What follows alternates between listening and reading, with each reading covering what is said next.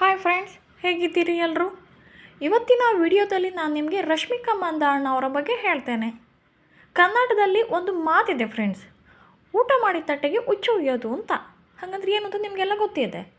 ಊಟ ಮಾಡಿದ ತಟ್ಟೆಯನ್ನು ನಾವು ದೇವ್ರ ಸಮಾನ ಅಂತ ನೋಡ್ತೇವೆ, ಆದರೆ ಕೆಲವರು ಅದಕ್ಕೆ ಹುಚ್ಚು ಒಯ್ದುಬಿಡ್ತಾರೆ. ಸೊ ಈಗ ಆ ಸಾಲಿಗೆ ನಟಿ ರಶ್ಮಿಕಾ ಮಂದಣ್ಣ ಅವರು ಸೇರ್ತಿದ್ದಾರೆ. ಹೌದು, ಯಾಕೆ ಅನ್ನೋದನ್ನು ಹೇಳ್ತೇನೆ. ಆದರೆ ಅದಕ್ಕೂ ಮುಂಚೆ ದಯವಿಟ್ಟು ನೀವು ನಮ್ಮ ಚಾನಲನ್ನು ಸಬ್ಸ್ಕ್ರೈಬ್ ಮಾಡಿಕೊಳ್ಳಿ.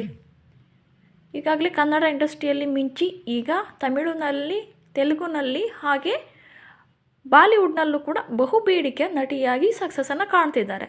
ಸೊ ಕನ್ನಡತಿ ಇಷ್ಟೆಲ್ಲ ಸಕ್ಸಸ್ ಕಾಣ್ತಾ ಇರೋದು ನಿಜಕ್ಕೂ ಕೂಡ ನಮಗೂ ಕೂಡ ವಿಶಸ್ ಮಾಡ್ತೀವಿ, ನಾವು ಕೂಡ ಆಲ್ ದ ಬೆಸ್ಟ್ ಹೇಳ್ತೀವಿ.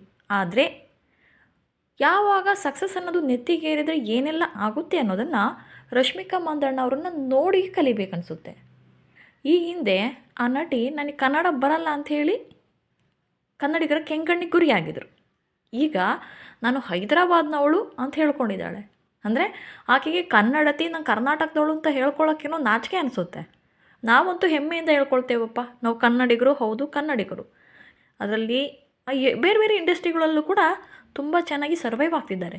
ಇವನ್ ರಜನಿಕಾಂತ್ ಅವರೇ ತಗೊಳ್ಳಿ, ರಜನಿಕಾಂತ್ ಅವರು ಕರ್ನಾಟಕದವರು, ಆದರೆ ಈಗ ತಮಿಳ್ನಾಡಲ್ಲಿ ನಂಬರ್ 1 ಆ್ಯಕ್ಟರ್. ಅವ್ರಿಗೋಸ್ಕರ ಸಾವಿರಾರು ಅಭಿಮಾನಿಗಳು ಜೀವನೇ ಬಿಡ್ತಾರೆ. ಹಾಗೆ ಈ ಲಿಸ್ಟ್ನಲ್ಲಿ ಸಾಕಷ್ಟು ಜನ ಇದ್ದಾರೆ. ಅದೆಲ್ಲಕ್ಕಿಂತ ಹೆಚ್ಚಾಗಿ ಕರ್ನಾಟಕಕ್ಕೆ ಬಂದ ಸಾಕಷ್ಟು ಹೆಣ್ಮಕ್ಳು ಕೂಡ ಕನ್ನಡವನ್ನು ತಮ್ಮ ತಾಯಿ ಥರ ಪ್ರೀತಿಯನ್ನು ಮಾಡ್ತಿದ್ದಾರೆ. ಪೂಜಾ ಗಾಂಧಿ ನೋಡಿ, ಪೂಜಾ ಗಾಂಧಿಗೆ ಕನ್ನಡನೇ ಬರ್ತಿರಲಿಲ್ಲ, ಆದರೆ ಈಗ ಆ ಹೆಣ್ಮಗಳು ಕನ್ನಡವನ್ನು ಕಲ್ತ್ಕೊಂಡಿದ್ದಾರೆ. ನಮ್ಮದೇ ನಟಿಯರು ಕೂಡ ನಾಚಿಕೆ ಪಡುವಂತೆ ಅಷ್ಟರ ಮಟ್ಟಿಗೆ ಕನ್ನಡವನ್ನು ಮಾತಾಡ್ತಾರೆ, ಕನ್ನಡದ ಹಾಡುಗಳನ್ನು ಆಡೋಕ್ಕೆ ಪ್ರಯತ್ನ ಮಾಡ್ತಿದ್ದಾರೆ. ಅಂದರೆ ಎಲ್ಲೇ ಹೋದರೂ ಕೂಡ ನಾನು ಕನ್ನಡ ನನ್ನ ಜೀವ ಅಂತೇಳಿ ಹೇಳ್ಕೊಳ್ತಿದ್ದಾರೆ.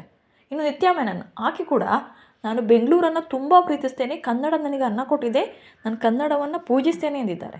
ನಾವು ರಶ್ಮಿಕಾ ಮಂದಣ್ಣ ಅವರು ಬೇರೆ ಬೇರೆ ಭಾಷೆಗಳನ್ನ ದ್ವೇಷ ಮಾಡಲಿಕ್ಕೆ ನಾವಿಲ್ಲಿ ಹೇಳ್ತಾನೇ ಇಲ್ಲ, ಆದರೆ ಕನ್ನಡವನ್ನು ಯಾಕೆ ಅಷ್ಟು ಅಸಡ್ಡೆ ಮಾಡ್ಕೊಳ್ತಿದ್ದಾರೆ ಅವರು ಅನ್ನೋದು ನಮ್ಮ ವಾದ. ಈಗ ಹೈದರಾಬಾದ್ನಲ್ಲಿದ್ದಾರೆ. ಹೈದರಾಬಾದಲ್ಲಿ ಅಂದರೆ ತೆಲುಗುನಲ್ಲಿ ಸಾಕಷ್ಟು ಆಫರ್ಗಳು ಬರ್ತಾ ಇವೆ. ಸೊ ಹಂಗಾಗಿ ಅವರು ಅಲ್ಲಿ ಸೆಟಲ್ ಆಗ್ತಾರೆ. ಅದು ಅವರ ಪರ್ಸ್ನಲ್ ವೈಯಕ್ತಿಕ ವಿಚಾರ, ಆ ವಿಚಾರವನ್ನು ನಾವು ಕೇಳೋದೇ ಇಲ್ಲ. ಆದರೆ ನಾನು ಹೈದರಾಬಾದ್ನವಳು, ಇಲ್ಲಿಯೇ ಇರ್ತೇನೆ, ಇಲ್ಲಿಯೇ ನನ್ನ ಜೀವ ಅಂತ ಹೇಳೋದು ಎಷ್ಟರ ಮಟ್ಟಿಗೆ ಸರಿ? ಈ ಹಿಂದೆ ಈಗಾಗಲೇ ರಶ್ಮಿಕಾ ಮಂದಣ್ಣವ್ರು ನಿಮಗೆಲ್ಲ ಗೊತ್ತೇ ಇದೆ, ನನಗೆ ಕನ್ನಡ ಬರೋದಿಲ್ಲ ಅಂತ ಹೇಳಿಕೊಂಡು ಸಾಕಷ್ಟು ಟ್ರೋಲ್ ಆಗಿದ್ದರು, ಟೀಕೆಗೆ ಗುರಿಯಾಗಿದ್ದರು. ಆದರೆ ಈಗ ಇನ್ನೂ ಕೂಡ ಅದನ್ನೆಲ್ಲ ಮರೆತು ಈಚೆ ಬಂದಿಲ್ಲ ಆಕೆ. ಈಗಲೂ ಕೂಡ ನಾನು ಅಲ್ಲಿಯವಳೇ ಅನ್ನೋ ಥರವಾಗಿ ಬಿಂಬಿಸ್ಕೊಳ್ತಾ ಇದ್ದಾರೆ. ಬಹುಶಃ ಕರ್ನಾಟಕದಲ್ಲಿ ಇನ್ಮೇಲೆ ರಶ್ಮಿಕಾ ಮಂದಣ್ಣಗೆ ಚಾನ್ಸ್ ಯಾವುದೇ ಕಾರಣಕ್ಕೂ ಕೊಡಬಾರ್ದು. ಯಾಕೆಂದರೆ ಆಕೆಗಿರುವಂಥ ಹೆಡ್ವೇಟ್ಗೆ ನಿಜಕ್ಕೂ ಕೂಡ ಆಕೆಯನ್ನು ಒಂಥರ ಬ್ಯಾನ್ ಮಾಡಿದ್ರೇ ಬೆಸ್ಟ್ ಅನಿಸುತ್ತೆ. ಅಂಥ ಅಧಿಕ ಪ್ರಸಂಗಿಗಳು, ಅಂಥ ಹೆಡ್ವೇಟ್ ಇರೋರು, ಅಂಥ ದುರಂಕಾರಿಗಳು ನಿಜಕ್ಕೂ ಕೂಡ ನಮ್ಮ ಕನ್ನಡಕ್ಕೆ ಬೇಕಾಗೇ ಇಲ್ಲ. ಇನ್ನಾದರೂ ಕೂಡ ರಶ್ಮಿಕಾ ಮಂದಣ್ಣ ಈಗಲೇ ಕುಂಟ್ಕೊಂಡು ನಡೀತಾ ಇದ್ದಾರೆ. ಕಾಲು ಫ್ರ್ಯಾಕ್ಚರ್ ಆಗಿದೆ. ಇಷ್ಟಾದರೂ ಕೂಡ ಆಕೆಗೆ ಬುದ್ಧಿ ಅಂತೂ ಬರಲ್ಲ. ಆಕೆಗೆ ಸಕ್ಸಸ್ ಸಿಗ್ತಾ ಇದೆಯೇ ಹೊರತು ಮೈಂಡು ಚೂರು ಮೆಚ್ಯೂರ್ ಆಗ್ತಾಯಿಲ್ಲ. ಹಿಂಗಿರಬೇಕು.